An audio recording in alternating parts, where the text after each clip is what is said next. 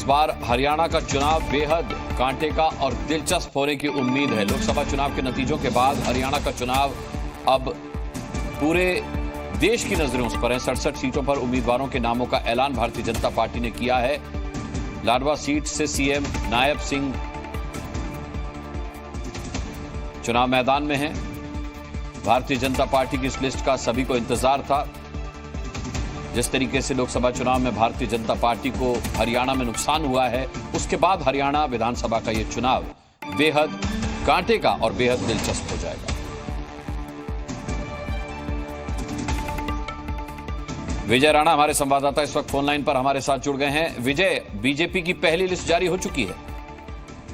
बिल्कुल, अभी थोड़ी देर पहले जारी हुई है और पहली लिस्ट में उम्मीदवारों के नाम जारी किए गए हैं 90 में से भाजपा की ओर से, और लंबे चिंतन मंथन के बाद, लंबे विचार विमर्श के बाद टिकट जो लिस्ट है टिकटों की घोषित की गई है। और इसमें अगर हम खास बात देखें तो मुख्यमंत्री नायब सैनी को लेकर संशय चल रहा था कि वो कहां से चुनाव लड़ेंगे। साफ हो गया है कि वो लाडवा विधानसभा से चुनाव लड़ेंगे, जो कुरुक्षेत्र लोकसभा में ये विधानसभा आती है। इसके अलावा कई मंत्रियों को रिपीट किया गया है हरियाणा में, जैसे कि गौरपाल गुर्जर जो पहले जगाधरी से विधायक थे, कृषि मंत्री हरियाणा के, उनको दोबारा रिपीट किया गया है, जगाधरी से उन्हें टिकट दिया गया है।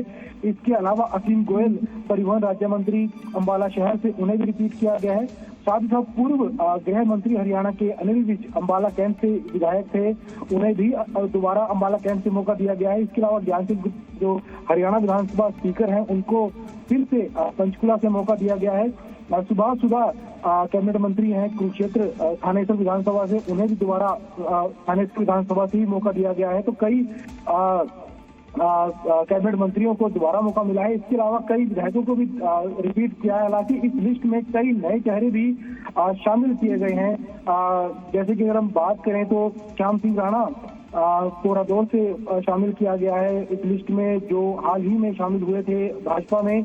इसके अलावा पवन खरकोदा, मनमोहन भड़ाना, निखिल मदान सोनीपत से। इसके अलावा पूर्व सांसद अरविंद शर्मा, जो एक नाम और मैं देख रहा हूं, श्रीमती शक्ति रानी शर्मा का कालका से।